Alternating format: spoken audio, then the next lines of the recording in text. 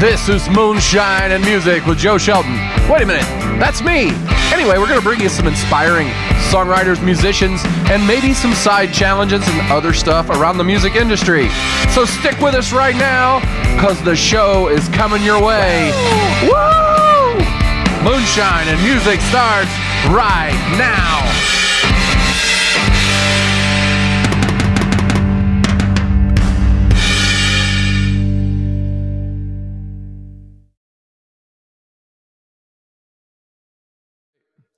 Welcome to Moonshine and Music. We're here today with Ross Hollow's Stuart Johnson.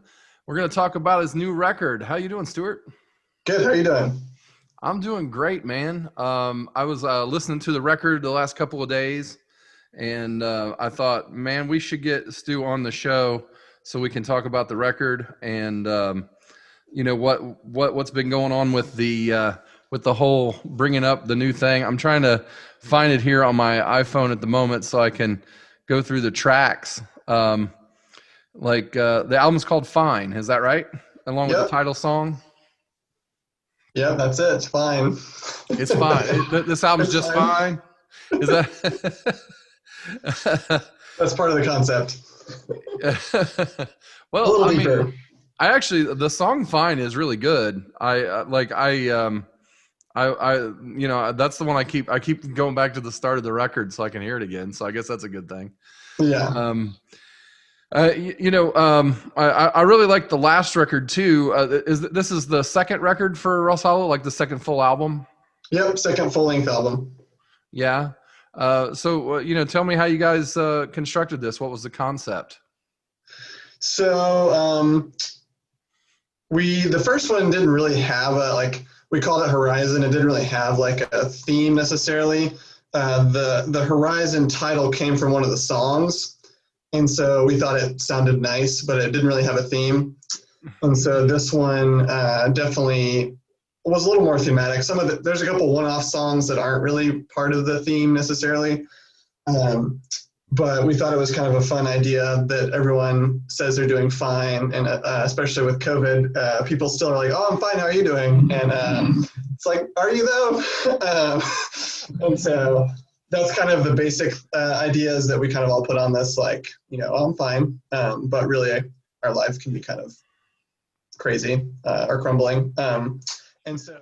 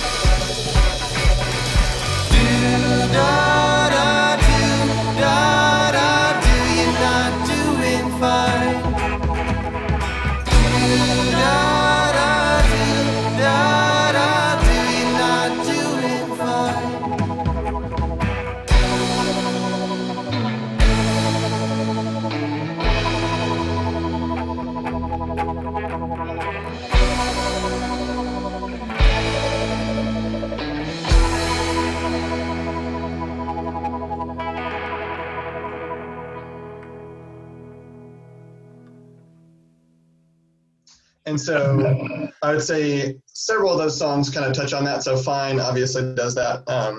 And then like there's a Nora is one of the tracks. It's about Woody Guthrie's mom, and she suffered with mental illness. And so similarly, you know, not doing fine. And then there's a couple kind of like complicated love songs. Like they're not just like loves. There's Coast of Maine is like the one of them. It's not really like it's like sounds like a love song, but it's not really. It's kind of like more of a breakup song, I guess. And then I like those when you do the double-edged sword like love song, right? Yeah. That's a theme that I kind of get behind. I connect with usually. It's like I have this song that's actually just called Love that I wrote. That it's like you know, you're in love, but you don't know if you really wanted to, and then it was too late. That's what that one's theme is. Yeah. So what's the you know, how did you dive into that double-edged sword kind of storyline? Yeah, so with Coast of Maine, it's not like really a true story. It's just kind of like a, you know, inspiration I had. I like to kind of mess around with like narrators and stuff and like different narrators.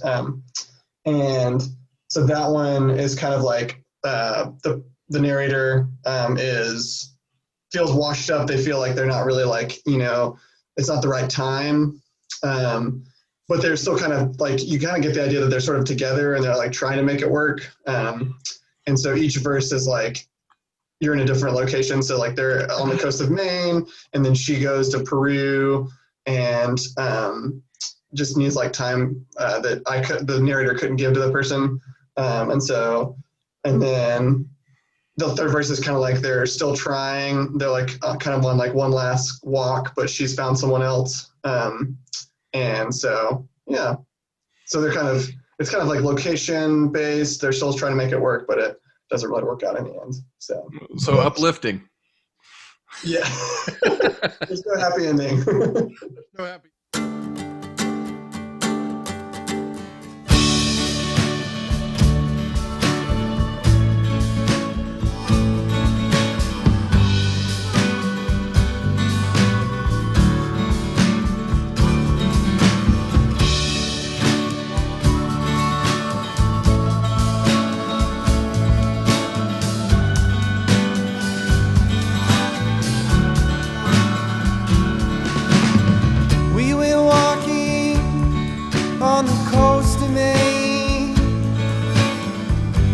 Something to say.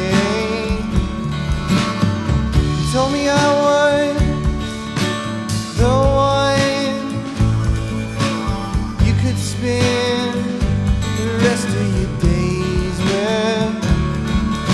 I'm all washed up, I'm a little out to sea. If you wait for me,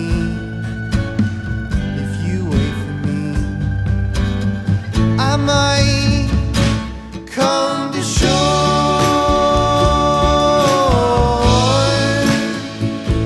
might come to shore,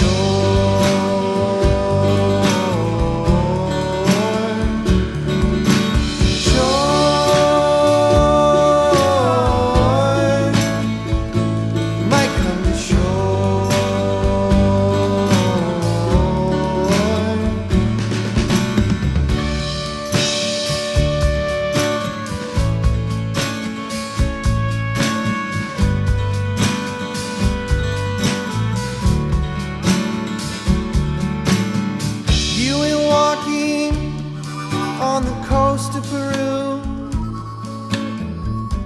Time I couldn't give to you. You said it wasn't very far away. Maybe you'd see me some sunny day. I'm all washed up, a little out to sea. If you wait for me, if you wait for me, I might come to shore.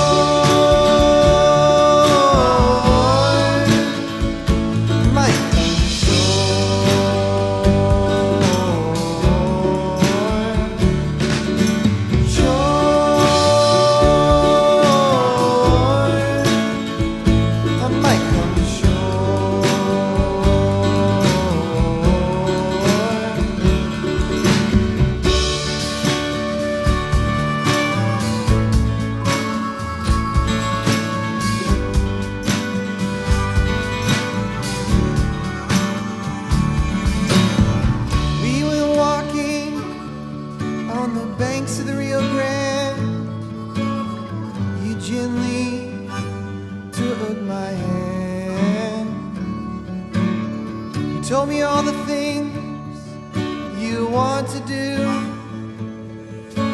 how you found somebody new.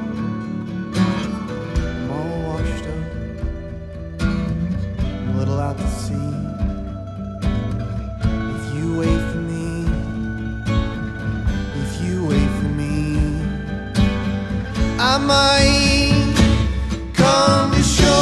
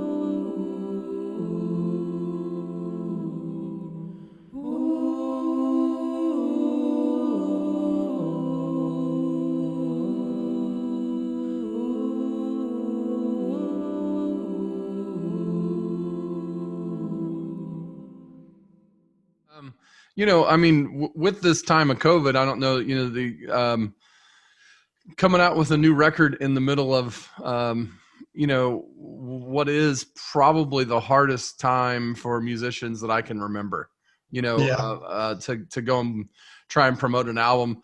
There's not a lot of live venues open. Even if they are, the crowd isn't there. I mean, it's weird, like everybody's a little unsettled if they do come to a show, even if it's spread out outside or whatever. Yeah. How are you guys dealing with that? What are your your emotions around it, I guess? Yeah. So I'll go negative first, and then we'll go positive, unlike Coast of Maine. So the negative, and sort of the thing that we struggle with really, like a lot of people are right now, is that we had a plan to release this record like back in probably June. Yeah, it was definitely going to be June. We wanted to have like a big hometown release and then go on a tour. And we'd already booked 4 tours this year. And so we were booking all the way back in November. We had a March tour booked for our single release, and then June, July, and then we were working on like literally like August or September, and so most of the people I know that do a lot of that kind of, or like a release, they release it and they go on tour. And it's a good way to promote because, especially as an independent musician, it's hard to get, national traction without physically going somewhere and like playing for people. And so huge bummer, right, to have those shows booked and to not be able to do kind of the classic album release tour kind of thing. And so then we were thinking, okay, it's, when is it going to get better? We don't know, right? So this could be 2-3 years impact. We don't know. It could be 10 months. No one really knows.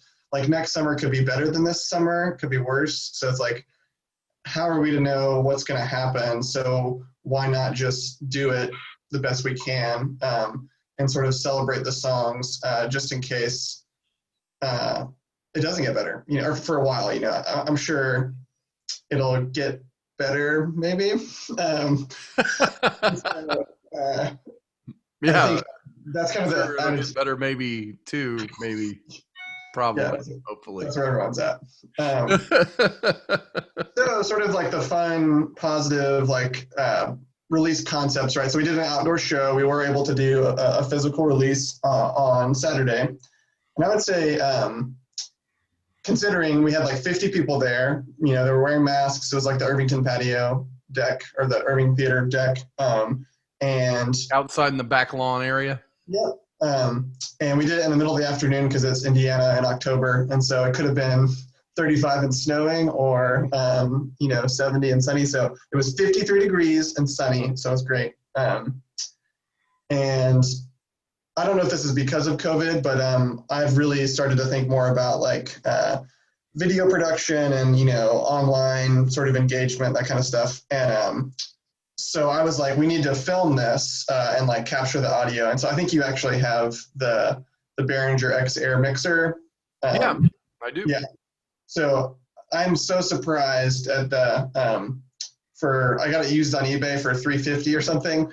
For $350, you can get the like crispest sounding audio. Ever. Those preamps are great. They're incredible. That's what they are. It's magical, that box. Yeah. And so outside of the Irving Theater, I was able to record, 16 inputs. And I put, the wind screens on them so there's not like a bunch of sounds. And I'm just so impressed that you can do that for so cheap. And so anyways, long story short, the idea is that we're going to also put together a more high quality production and try to put on a virtual, album release as well. Instead of just live streaming it, like there's no Wi-Fi at the Irving patio or like, or reliable Wi-Fi. So we didn't feel like we could put on a good live stream for that event. But I think live streaming is kind of, it's definitely dipped down from like, there was a couple of weeks where you could get like thousands of people or hundreds of people on your live stream. That sort of initial hype has kind of died down.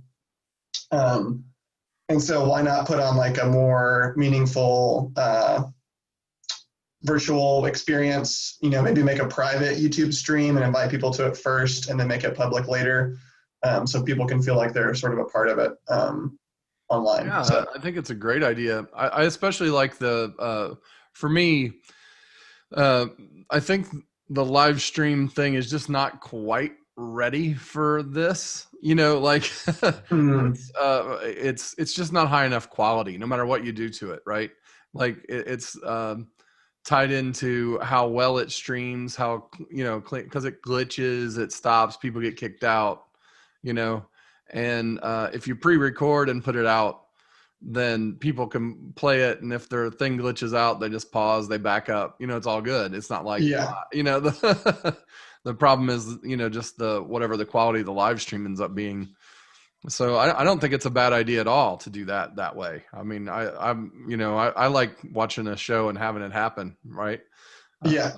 It's not like you're going to be interactive with people over the live stream while you have 50 people in front of you anyway, right? It would be really tough. So. Yeah.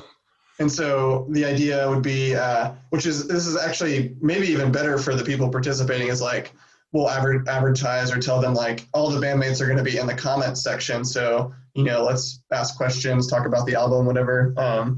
and maybe even like build in a Q&A block. I don't know. I'll think more about that. But and there's just tons of families and people who had weddings to go to, and like people who still aren't comfortable going to events that I think would like that sort of virtual thing. So we have like 3 camera angles and high quality audio. So I started editing that last night. So I don't really take breaks. So your brain is fried right now. This is a good respite for a minute to get your ears. Yes. Yeah. So I mean, when you're, I assume that the live stream isn't going to be the only thing that you're going to pick a couple of these songs and maybe make some of those, the cool music videos. I mean, you had some cool music videos for the Horizon album. Yes. Yeah, we have large plans. So sneak peek. I won't spill all the details, but we're gonna do a video for Fine, and my boss's dad owns a bunch of vintage cars. By a bunch, I mean like 10 or 12, like 1945 to like 1985, like sweet like cars, like Corvettes. He has a limousine from like 1945. So Wow. we're gonna like roll in with like 70s outfits and like glasses and all that stuff, and kind of like take a video with these cars. And we're definitely going kind of in a 70s rock kind of vibe. And so it's just kind of a fun. Our attitude right now is if COVID's going to be around for a while, why not like lift people up with some fun videos and pictures and stuff? Because it's all about, there's just a ton of politics and a ton of like negativity, especially on Facebook. And so why not be? Well, I mean, Twitter's not immune from that either. Correct. Yeah. Yeah. Let's be fair. Twitter and Facebook are both pretty dark. Yeah. I've been having this campaign myself called Fun Still Exists that I've been trying to hashtag things with when I do something fun out there. Because I mean, it seems like everything's a downer. Every once in a while you get to do something that's like, wow, that was fun, but fun still does exist, Yeah. So anyway, if you want to join that bandwagon, just throw hashtag fun still exists on something. So that's cool. So I wanted to talk about one of the other songs that's in the list here. I guess kind of as a shout out to our indie song name game. I think that Summer Rain is a product of that. Am I right? Yes. Coast of Maine is as well, but I renamed it Coast of Maine.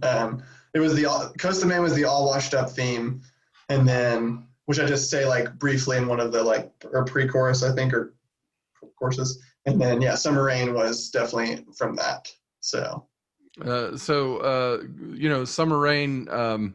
I'm looking down here and there's like stars, that pop up for the songs that have been listened to the most. Yes. Summer Rain's got a star next to it.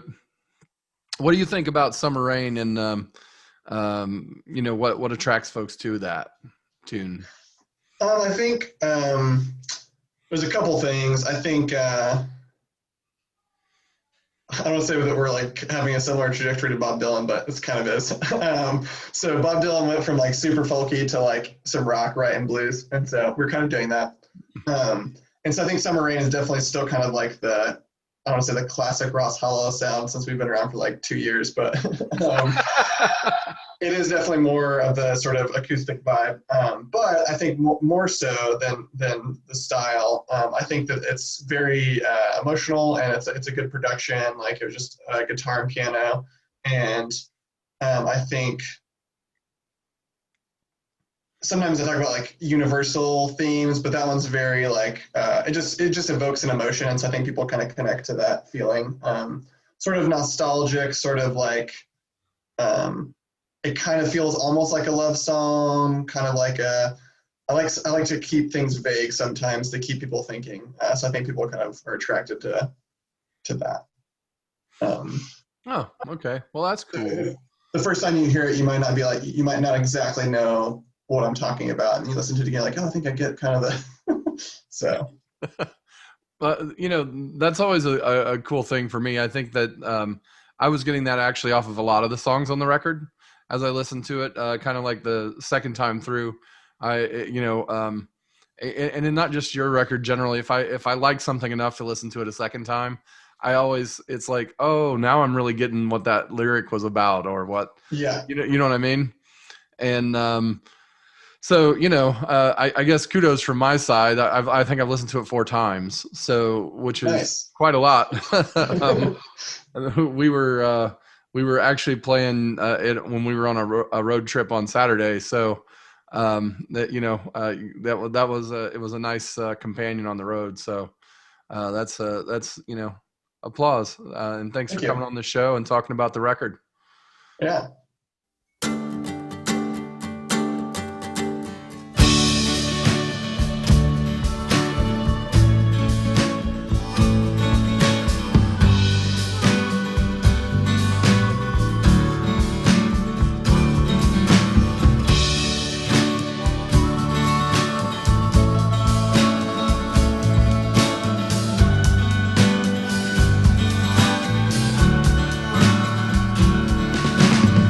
We were walking on the coast of Maine. You had something to say. You told me I was the one you could spend the rest of your days with. I'm all washed up, a little out to sea. If you wait for me, if you wait for me, I might come to shore.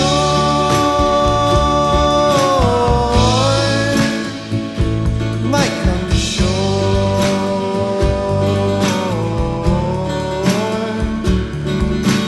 Shore.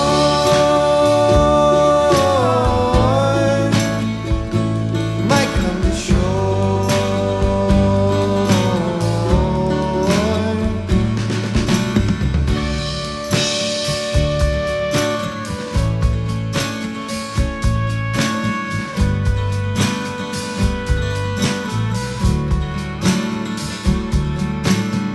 You went walking on the coast of Peru.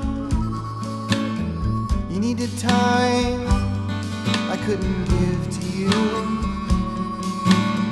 You said it wasn't very far away. Maybe you'd see me some sunny day. I'm all washed up, a little out to sea. If you wait for me, if you wait for me, I might come to shore.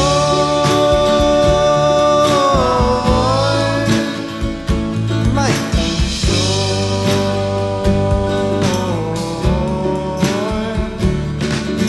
Shore.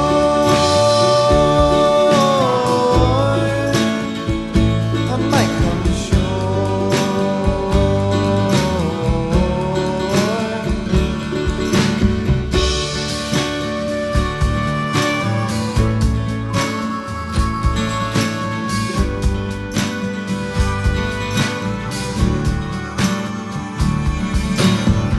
We were walking on the banks of the Rio Grande. You gently took my hand. You told me all the things you want to do.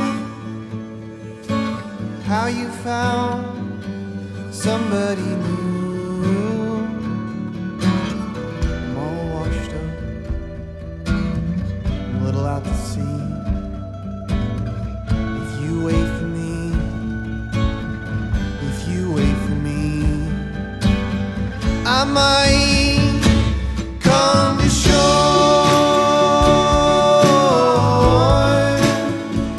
I might come to shore.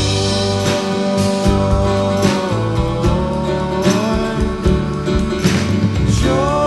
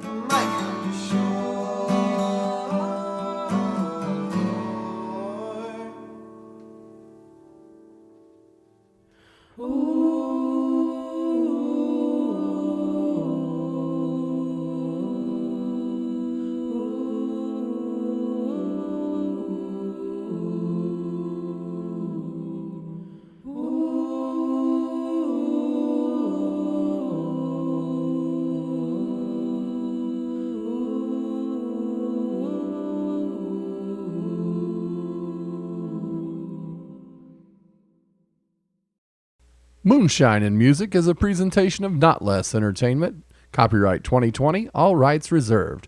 The producer for today's show was Joe Shelton. Our cameraman, grip, and stunt double was Brent Lee Smith. On cameras and all sorts of other things, Bailey Shelton. And our staff guru is Brent Schlemmer. Join us each Sunday for new episodes right here with Moonshine and Music.